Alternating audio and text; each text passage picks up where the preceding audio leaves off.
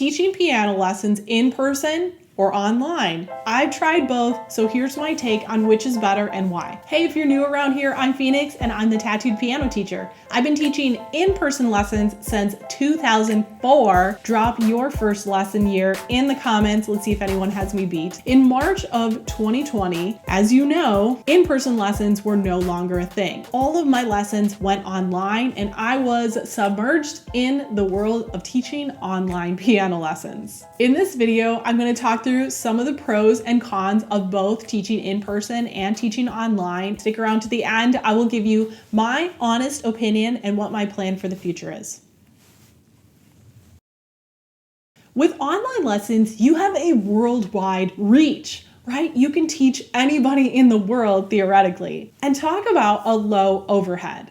All you need is the technology to connect with someone and probably some sort of keyboard and your knowledge and ability, and you're good to go. No fancy studio setup needed. I feel like online lessons are just more chill, comfy pants vibes. There's just something a little more chill, both on the student's end and the teacher's end, about meeting online rather than showing up in person. When you're an online piano teacher, you potentially could have way more inquiries because people could be hitting you up from all over the world. They could be wanting morning lessons, afternoon lessons, evening lessons. So the potential for your student base is much greater. And along with that, you don't have a limited prime time for piano lessons when kids are getting out of school to when kids are going to bed, because you have people in other time zones. So you have an expanded reach of what you can do as far as your teaching hours go. One nice thing that COVID taught us is that there is no health risk for online lessons. No worrying about sanitizing the surfaces, no worrying about wearing masks, no worrying about,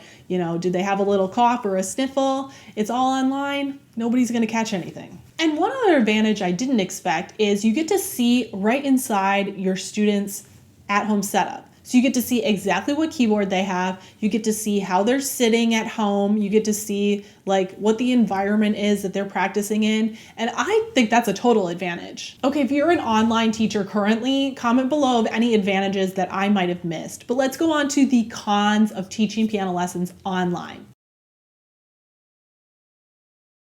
I'm going to go ahead and say that the distance between you and your students can be a disadvantage. There's never any chance of you meeting them in person, most likely, and it just feels like they're so far away.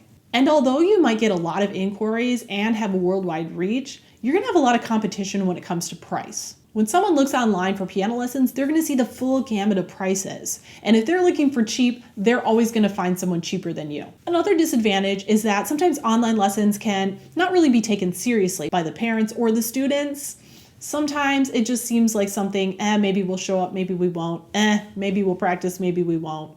There's just not as much investment because they're not leaving their home and driving to your studio. Along with that, there can be a higher turnover rate because there isn't that connection of in-person lessons. You could have people starting and quitting a little more often. There could potentially be some language or cultural barriers. I mean, music is a great example because we literally have different terms for the notes that we put on the page. This next one, this is a big one. Technical difficulties. If you're an online teacher, I'm sure you have dealt with everything. Audio not working, audio fuzzy, audio working but can't hear the piano.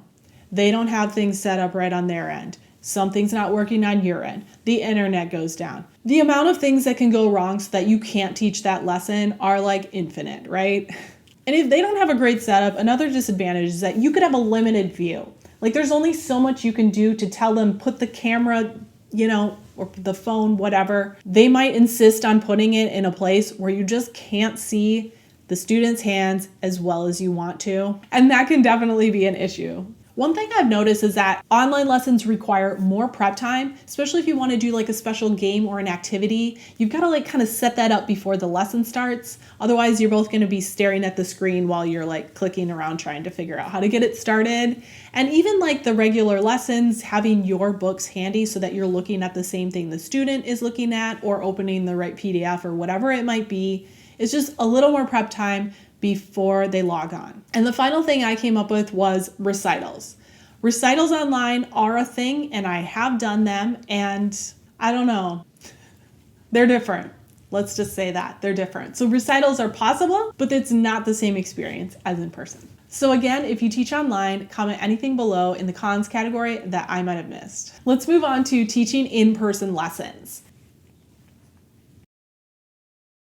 There's a real sense of community. Literally, it's your community, right? So it's your neighborhood, it's your town, it's your city. So there's an automatic sense of more community. There's a lower turnover rate. People are gonna stick with you for years, most likely. You can host recitals, workshops, events. You can have groups of students in your house interacting with each other, and that is just priceless. You can get new students by word of mouth without having to do a lot of marketing if you are known in your community. Maybe this is obvious, but like you have a better view of what the student is doing because they are right in front of you. You can see how their foot is on the pedal. You can get a really good sense of how far from the keys they're sitting. You can see their posture really good.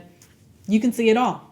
And you can fix things right there with them in the lesson. So as from a technical and posture standpoint, it's just so much easier in person. From a marketing standpoint, there's less competition, right? So you're not competing against every online teacher in the entire world. If someone's looking for in-person lessons, it's just you and the other few people that are available in your neighborhood. And the last thing I came up with for advantages to teaching in person is that low tech is okay. Like you don't have to, I even had my electricity go out once and like we just lit some candles and we kept going with the piano lessons. It was actually kind of fun. Any little thing that goes wrong with an online lesson and you're not able to give that online lesson. Here's some cons to teaching in-person piano lessons.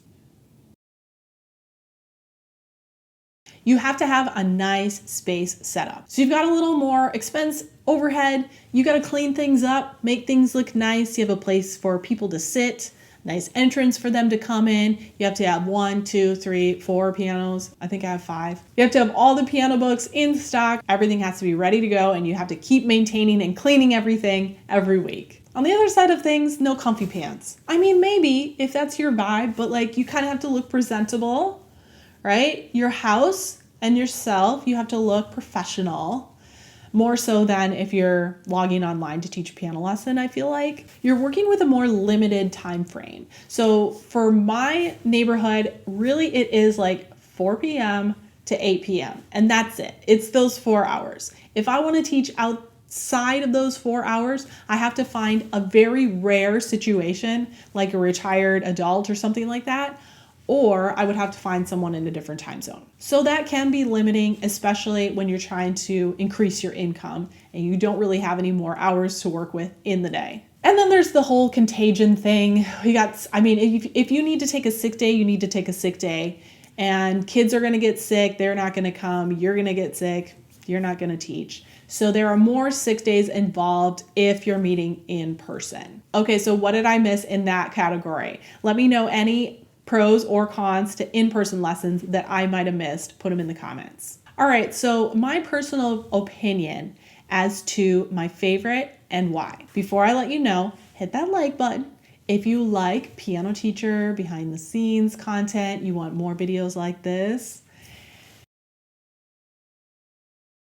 Okay, so I have to say that my favorite is in-person lessons. And it really comes down to one major thing.